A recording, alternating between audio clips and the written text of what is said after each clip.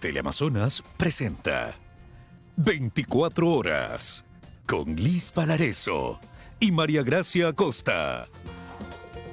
Amigos, muy buenas tardes. Comenzamos con la información. El Ministerio del Interior confirmó que 5 personas fueron detenidas luego del atentado que dejó 5 muertos y cerca de 20 heridos en el sector de Cristo del Consuelo en Guayaquil. La policía incautó explosivos, armas de fuego, droga y otras evidencias. Un día después del atentado, la presencia militar y policial es permanente en la calle 8. La zona ha quedado bajo custodia. A la zona 0 la mañana de este lunes acudió el ministro del Interior con altos mandos policiales a evaluar los daños. Hay 17 heridos, de los cuales 7 ya han sido dados de alta, 2 se encuentran en condición crítica. Según Carrillo, el atentado estaba dirigido a alias Junior y alias Cucaracha. Este último consta entre los heridos. A ellos supuestamente querían eliminar. 2 hombres en una moto dejaron un saco con material explosivo en los exteriores de un comedor, donde habían decenas de personas comiendo e ingiriendo alcohol. Estos videos son antes del estallido. Al saco no le prendieron fuego, le dispararon en reiteradas ocasiones y explotó. La explosión dejó un oramen de 2 metros y la onda expansiva alcanzó 70 metros a la redonda, provocando daños en 8 casas, a 3 carros y 2 motos que estaban estacionados en la calle. Presumiblemente alias JR y alias Cucaracha, que sean parte de la organización de los tiguerones, hacia donde estarían focalizados, pero sin embargo hay otra arista que se abrió en torno a una incautación de droga, que sería por represalias en este sentido. Por el suceso y en base al estado de excepción, luego de recabar información, la policía hizo un mega operativo, allanó 11 inmuebles y detuvieron a 5 personas sospechosas del atentado. Según las autoridades, el ataque con explosivo podría estar relacionado a una retaliación por 2 muertes violentas y el decomiso de 250 kilos de cocaína el pasado 12 de agosto. Paul Tutibén, 24 horas.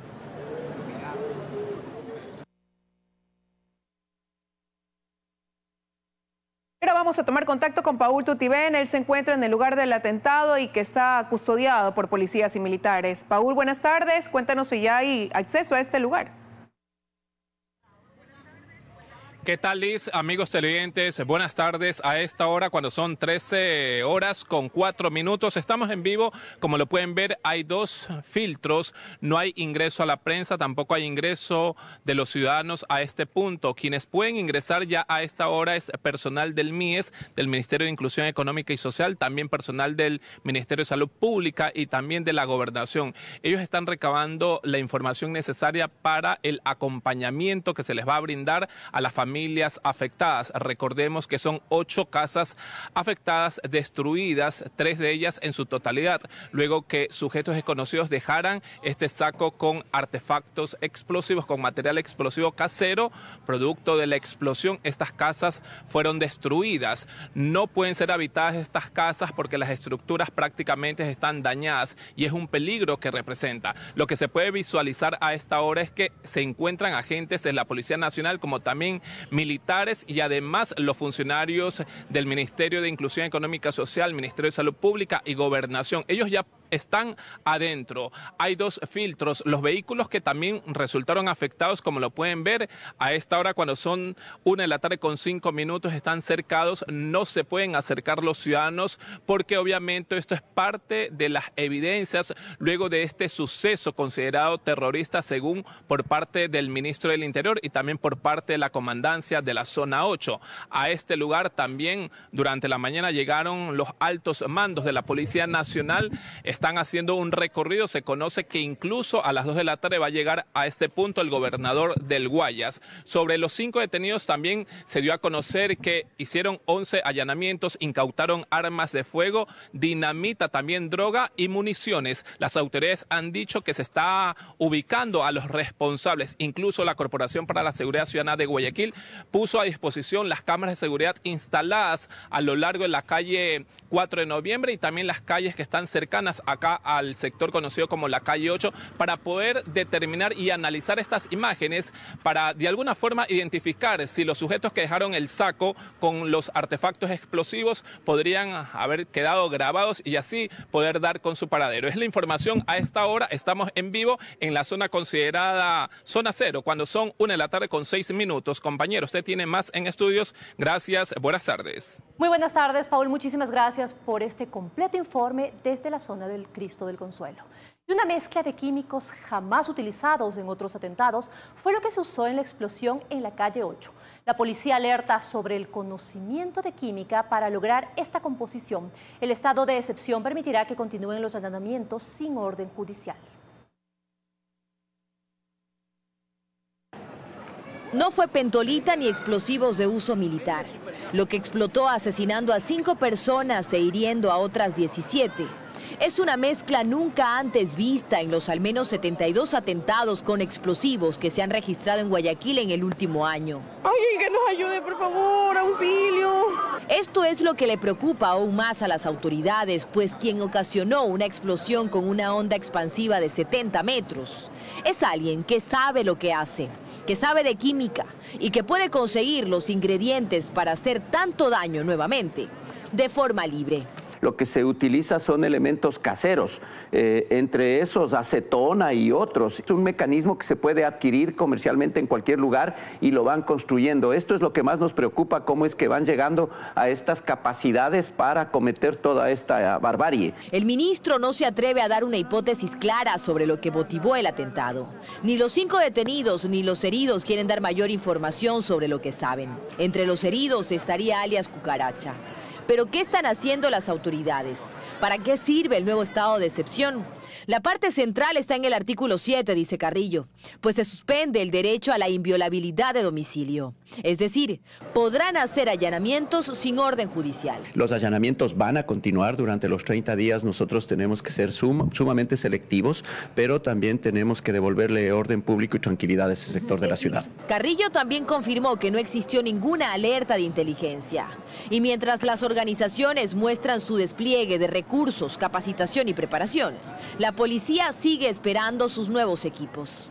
Este combate es bien asimétrico porque mientras nosotros tenemos que elaborar los proyectos para la contratación pública, allá es mucho más fácil adquirir no solamente la comprensión, sino la tecnología y todos aquellos elementos. Es difícil garantizar que esta situación no se repita si se mira este tema solo como policial, dice Carrillo. En esta zona hay abandono del Estado. Creer que este es un problema de los ciudadanos, creer que este es un problema de la ciudad es lo que nos tiene con ese retraso.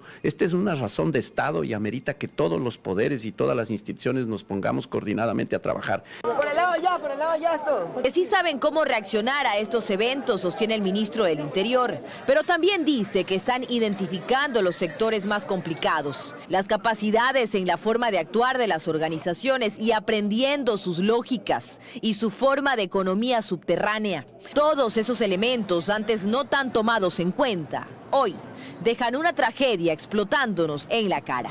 Dayana Monroy, 24 horas.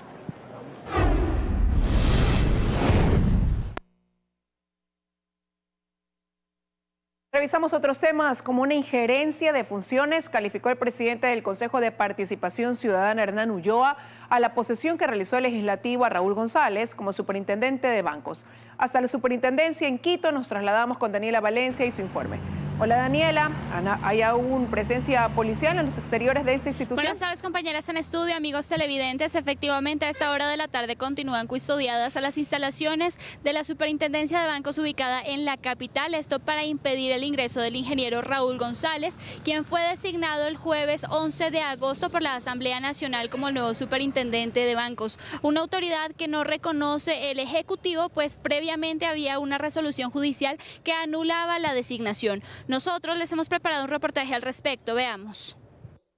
Con marcador y pizarra en mano fue como el presidente del Consejo de Participación Ciudadana y Control Social, Hernán Ulloa, explicó la postura que tiene esta institución frente a la posesión de Raúl González como superintendente de bancos. Para él es claro, la Asamblea cometió una intromisión. Estaría enfocado a una clara injerencia, tan grave como que el Consejo de Participación Ciudadana se reúna para poder dar trámite a procesos de ley o aprobar leyes, que esa no es una facultad que le corresponde al Consejo de Participación Ciudadana. Aunque el pasado 20 de julio, con 4 votos a favor, el Consejo de Participación Ciudadana designó a González como superintendente de bancos, recordó que la resolución de la jueza de San Borondón, Larisa Ibarra, anuló esta resolución y que incluso ya hay una terna enviada por el Ejecutivo para llevar adelante un nuevo proceso de designación. El Consejo de Participación ha recibido una orden, continuar con un proceso de designación luego de solicitar la terna al señor presidente de la República.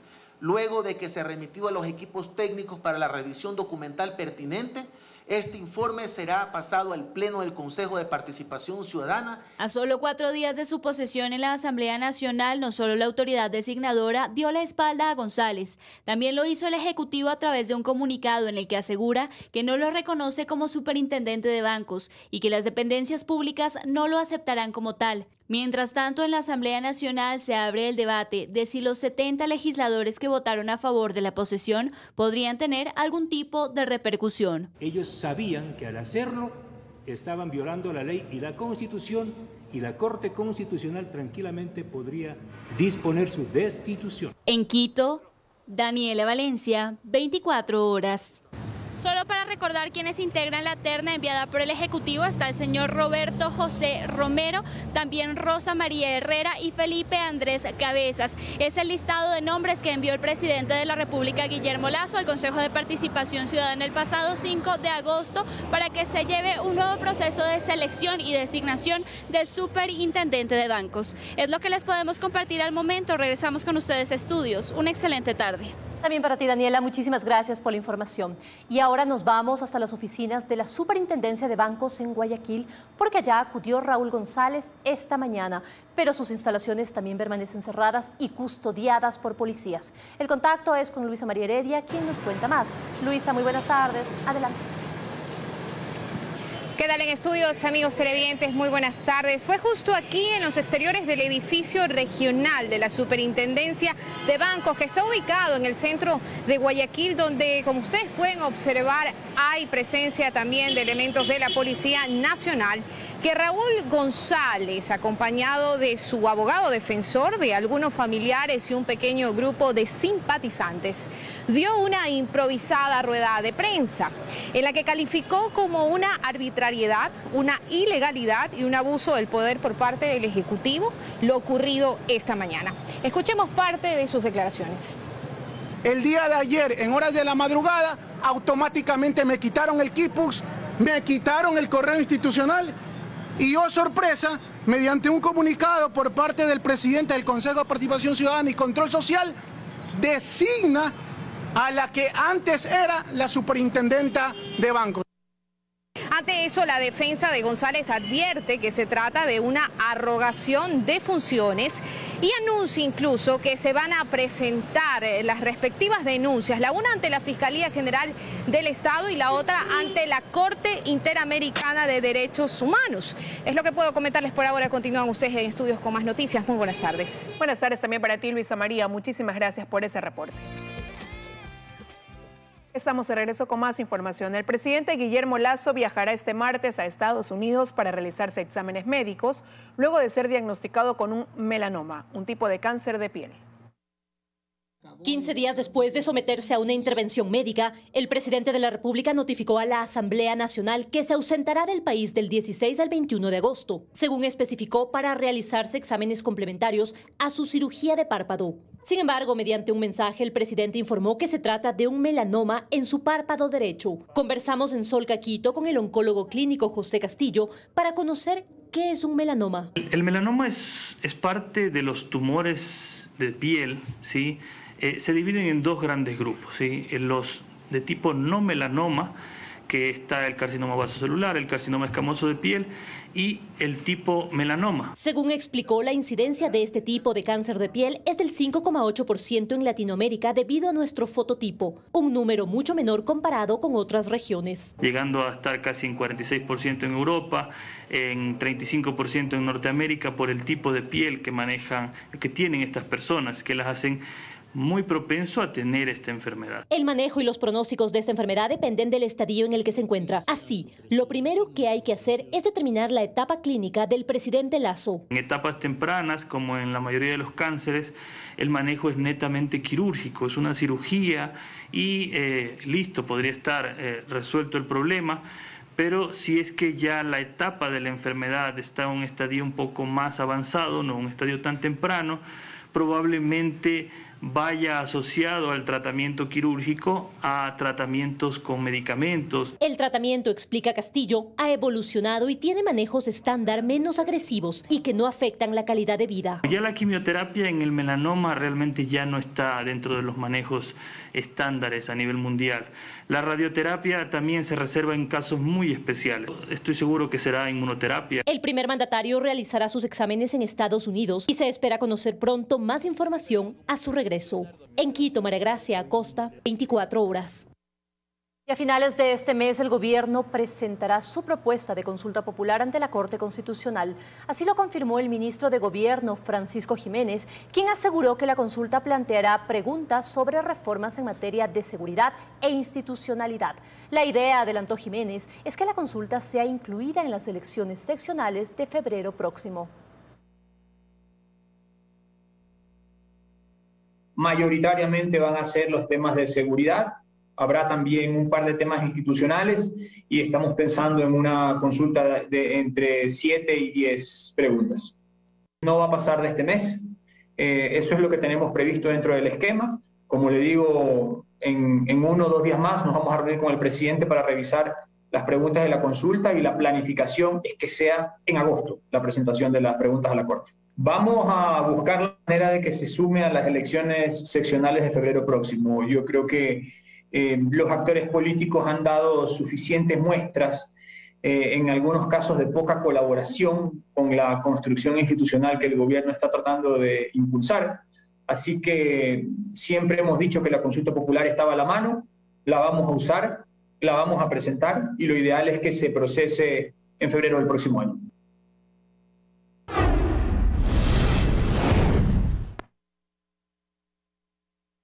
La presentación de las pruebas de cargo y descargo dentro del juicio político contra los vocales de la Judicatura se cerró y ahora la Comisión de Fiscalización de la Asamblea Nacional empieza la elaboración del informe. Andrea Samaniego nos cuenta desde el Legislativo cuándo se presentará dicho informe, que ya será un informe final. Andrea, buenas tardes. Gracias, ¿cómo están? Muy buenas tardes. La Comisión de Fiscalización solicitará una prórroga de 5 días para poder presentar este informe final respecto del juicio político que se sigue contra algunos miembros del Consejo de la Judicatura. En primera instancia estaba previsto que lo presenten el 18 de agosto, sin embargo, hay una gran cantidad de información, según el presidente de esta comisión, que se obtuvo dentro de las pruebas de cargo y de descargo que se cumplió la semana pasada y por eso requieren de más días. Es decir, si se les otorga esta prórroga, hasta el 23 de agosto podrán presentar este informe final una vez que haya sido analizado y sometido a votación dentro de esta mesa legislativa. Nosotros les hemos preparado el siguiente reportaje. Veamos. Más de 100 comparecencias recibió la Comisión de Fiscalización en la etapa de sustanciación de pruebas. Ex jueces, testimonios de personas perjudicadas por sentencias, entre otros, fueron parte de este listado, muchos solicitados por la parte acusadora. Eso se va a analizar y se va a plasmar en el informe. Fue Viviana Veloz la que interpuso esta solicitud de juicio político por supuesto incumplimiento de funciones. En este caso y a la fecha de la presentación del juicio político, argumentamos 7 motivos que evidencian de forma nítida el incumplimiento de funciones. Primero, el proceso de evaluación de jueces de la Corte Nacional de Justicia, que terminó con la destitución fuera de los periodos contemplados en la Constitución y en la ley. Veloz argumentó que los vocales realizaron la evaluación pese a que la Corte Constitucional declaró como inconstitucional el reglamento utilizado para dicho proceso. Cumplimos no solo la Constitución, no solo el resultado de la consulta popular y también el exhorto y la ley. Estamos convencidos que nosotros hicimos la evaluación que correspondía. Pero para Fernando Villavicencio todo esto va más allá, pues aquí se revelaron importantes datos sobre el manejo de la justicia. En este caso, el asambleísta Veloz, interpelante, presentó como prueba, parte de la prueba testimonial, a los jueces que fueron evaluados y removidos. Esos testimonios de los acusadores acabaron sirviendo como prueba a la defensa, porque la defensa trajo a las víctimas de los jueces, es decir, a aquellos que fueron sentenciados injustamente y contra derecho. Ahora la comisión debe analizar cada prueba e incluirla en el informe final con una recomendación, el inicio del juicio político o el archivo del mismo. El texto podría ser entregado el próximo 23 de agosto. En Quito, Andrea Samaniego, 24 horas. Y bien, este miércoles la Comisión de Fiscalización se reunirá para hacer ya oficial este pedido de prórroga a la presidencia de la Asamblea Nacional, que es de 5 días. Nosotros les estaremos informando al respecto. Ustedes tienen más noticias. Muy buenas tardes. Muy buenas tardes, Andrea. Muchísimas gracias. Y en declaraciones al periodista Carlos Vera, la directora general de Aduanas confirmó que asistió a una reunión convocada por Francisco Gottifredi con la Embajada de Estados Unidos. Según Carola Ríos, la asistencia del gobierno a un asunto convocado por el socio y amigo cercano del secretario jurídico del presidente no tiene nada de malo. Los encuentros entre la directora de la aduana, Carola Ríos, y Francisco Gottifredi, abogado aduanero y socio del secretario jurídico de Carondelet, no solo se quedan en la aduana. Días atrás, en un medio digital, Ríos confirmó que el gobierno ecuatoriano asistió a una reunión con la Embajada de Estados Unidos que Gottifredi convocó. Bueno, porque era un tema que teníamos que conversarlo con el embajador. Era un tema que él quería plantear. De hecho, ¿quién quería plantear, el embajador o Gottifredi? No, Gottifredi. Como un abogado que tiene un tema que quiere presentarle al embajador. No es apedrenar, él pidió la cita y nos convocó también a nosotros. Y al cuestionarle sobre el nivel de convocatoria que tiene ese abogado aduanero, que también es socio y amigo cercano del secretario jurídico de Carondelet, Ríos dijo que no hay nada de malo. Son temas, no sé por qué los sacan tanto de contexto. Son cosas que se presentan, que no tienen nada de malo, y por qué se cuestiona tanto esto. Antes de llegar a la aduana, Ríos trabajó en una de las empresas más grandes del país, grupo importador donde la empresa de Gottifredi y del secretario jurídico de Carondelet están empleados para manejar los temas legales y aduaneros. Un encuentro que no sería el único, como se observa en este video, donde la empresa Gottifredi Pozo también está presente. Gottifredi y Pozo Abogados. Joana Ramos, 24 horas. Decisiva audiencia en el caso de los hermanos Roberto y William Isaías. La devolución de los bienes a los expropietarios de Filambanco y el pago de una reparación integral dispuesta por el juez Johnny Lituma de Guayaquil se resolvería en una audiencia de apelación sobre la cual hay gran expectativa por parte de la Procuraduría. A través de un cuestionado fallo, Lituma había anulado los actos ocurridos con la incautación de bienes a los hermanos Isaías.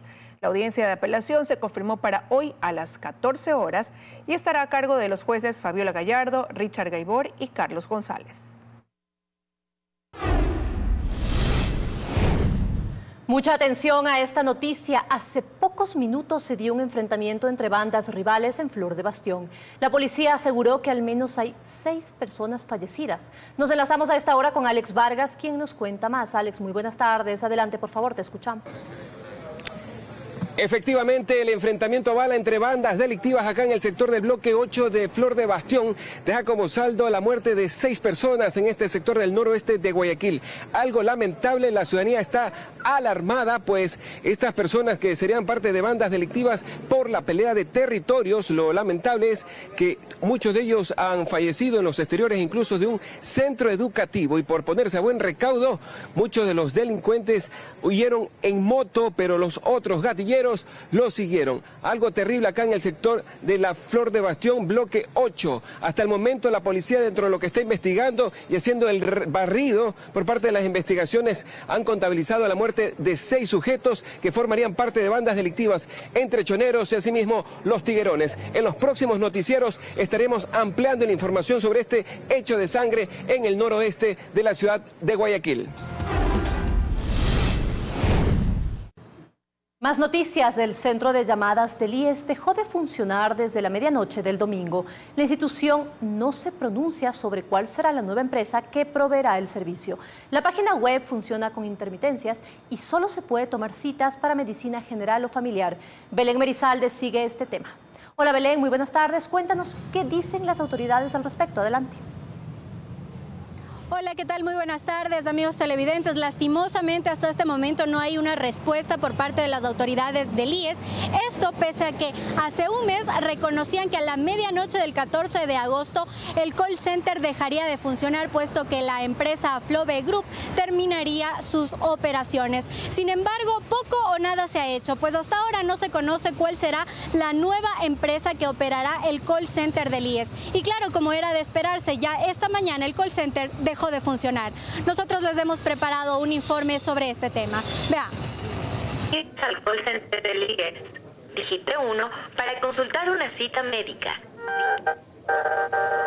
Fueron varios los intentos que realizamos durante la mañana de este lunes para agendar una cita médica a través del call center del IES, pero fue imposible hacerlo. Esta es la segunda vez en el año que el call center deja de funcionar. Ya el 19 de julio la empresa Flove Group cortó el servicio por falta de pago y allí las autoridades de la institución reconocían que el servicio que proveía la empresa terminaría a la medianoche del domingo 14 de agosto, pero nada se hizo para evitar que hoy afiliados y pensionistas no tengan esta opción. Es una responsabilidad del Instituto Ecuatoriano de Seguridad Social la provisión de este servicio. El IES debía haber elegido una nueva empresa proveedora del servicio desde hace 3 años, pero eso no ocurrió y mantuvo a Flove Group a través de convenios de pago, que incluso ahora forman parte de una investigación en Fiscalía. La Comisión Nacional Anticorrupción denunció con la firma de todos sus integrantes ante Fiscalía la existencia de este mecanismo de pago. Rodas dice que hay que investigar a los miembros del directorio del IES, que a su criterio actuaron con desidia y sin previsión. En todo caso, ahora cree que es necesario tomar medidas rápidas, pues aún ni siquiera se conoce qué empresa se hará cargo del call center. El call center debería estar manejado, ojalá en lo posible, por el propio IES, pero mientras las circunstancias se arreglan, ojalá por alguna entidad universitaria que tiene la suficiente tecnología para responder frente a un problema de esta naturaleza. Y si bien la página web sí funciona para tomar citas, allí solo se puede acceder a medicina familiar o general, pero no a especialidades. Yo tengo ya 81 años y yo no tengo ni idea de esas cosas. Los ingresos del seguro de salud del IES provienen del aporte de los trabajadores, que según cifras de esa institución, este año bordean los 1.300 millones de dólares. Pero ese dinero no es suficiente para cubrir la parte operativa del IES y tampoco para pagar a prestadores externos. En Quito, Belén Merizalde, 24 horas. Por ahora se habla de que podría ser la ESPOL, la universidad que preste sus servicios para que este call center vuelva a funcionar. Sin embargo, todavía no hay nada definido ni nada certero. Nosotros intentamos obtener una entrevista con las autoridades del IES, pero nos han dicho que se mantienen en reuniones para dar una respuesta minuciosa sobre este tema, respuesta que para hoy ya debía haber estado lista. En todo caso, nosotros regresamos con ustedes de estudios que tienen más noticias. Muy buenas tardes. Buenas tardes también para ti, Belén. Muchísimas gracias por ese reporte.